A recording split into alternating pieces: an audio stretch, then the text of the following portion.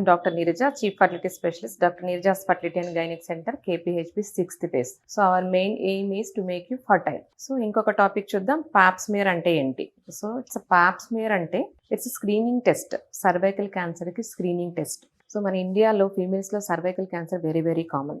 So మనం ముందే screen చేయడం వల్ల ఆల్మోస్ట్ వీళ్ళు సర్వైకల్ ప్రీ క్యాన్సర్ స్టేజ్ నుంచి క్యాన్సర్ రాకుండా మనం అవాయిడ్ చేయొచ్చు. సో పాప్ స్మియర్ ఎవరెవరికి అడ్వైస్ చేస్తాం, ఎలా చేస్తాం చూద్దాం. So it's very simple procedure and painless procedure and OPD procedures, ఓపీడీలోనే చేయొచ్చు. And after 21 years, so A female అయినా 21 years దాటిందంటే ఖచ్చితంగా పాప్ స్మియర్ తీసుకోవాలి. సో ఆ రిజల్ట్ని బట్టి every 3 years every 1 year doctor decide చేస్తారు. ఒకవేళ పేషెంట్ స్మోకింగ్ కానీ ఆల్కహాల్ కానీ ప్రీవియస్ రిజల్ట్ బాగలేకపోయినా, ప్రీ క్యాన్సరస్ చేంజెస్ వచ్చినా every 1 year pap test advice చేయడం జరుగుతుంది. ఒకవేళ ఫస్ట్ పాప్ స్మియర్ రిజల్ట్ ఒకవేళ నార్మల్ ఉంది అంటే every 3 years till they become 65 years వరకు రెగ్యులర్గా తీసుకోవాల్సి వస్తుంది. సో దీంట్లో మనకు పాప్ స్మియర్ ఎలా తీస్తాం. సో పేషెంట్ లిథాటమీ పొజిషన్లో పడుకుంటారు అండ్ కస్కో స్పెక్యులం ఇన్సర్ట్ చేసి ఫస్ట్ మనం సర్విక్స్ విజువలైజ్ చేయాలి. సో సర్విక్స్ కనపడిన తర్వాత, సో ఇది గర్భసంచి, ఇది గర్భసంచి మూతి, సర్విక్స్ అంటారు, ఇది వెజైనా అంటారు.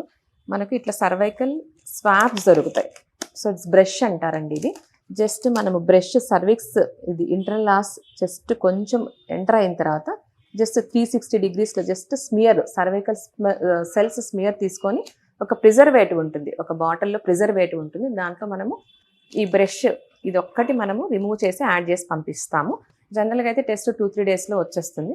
మనకి రిజల్ట్స్ ఎలా ఉంటాయి, ఏమన్నా ఇన్ఫెక్షన్ ఉందా, లైక్ మోస్ట్ సర్వైకల్ క్యాన్సర్కి main culprit HPV infection, human papilloma virus. ఈ ఇన్ఫెక్షన్ వచ్చే ఛాన్స్ ఉందా, ఇన్ఫెక్షన్ ఉందా, ఇంకేమైనా బ్యాక్టీరియల్ ఇన్ఫెక్షన్ ఉందా, క్యాండిడా ఇన్ఫెక్షన్ ఉందా, ఫంగల్ ఇన్ఫెక్షన్ ఉన్నాయా.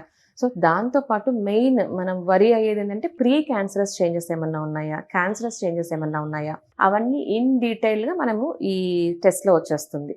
సో దీన్ని బట్టి మనము తర్వాత టెస్ట్ ఎవ్రీ ఇయర్లీయా, ఎవ్రీ 3 years మనం అడ్వైస్ చేయడం జరుగుతుంది. సో పాప్ స్మియర్ చాలా మందికి అవేర్నెస్ లేదు, చాలా మంది అకల్ట్ క్యాన్సర్ గడ్డలు పెట్టుకొని చూస్తుంటాము. సో ఈ టెస్ట్ ద్వారా, ఆల్మోస్ట్ స్క్రీనింగ్ టెస్ట్ ద్వారా మనం అన్ని ఆల్మోస్ట్ ప్రీ క్యాన్సర్ స్టేజెస్ కూడా డయాగ్నోస్ చేయడం జరుగుతుంది. సో పాప్ స్మియర్ ఎప్పుడు అడ్వైస్ చేస్తామంటే మెన్స్ట్రువల్ పీరియడ్లో అడ్వైస్ చేస్తాం. వన్స్ మెన్స్ట్రువల్ పీరియడ్ అయిపోయిన తర్వాత, ఆ బ్లీడింగ్ అనేది స్టాప్ అయిన తర్వాత మనం అడ్వైస్ చేస్తాము.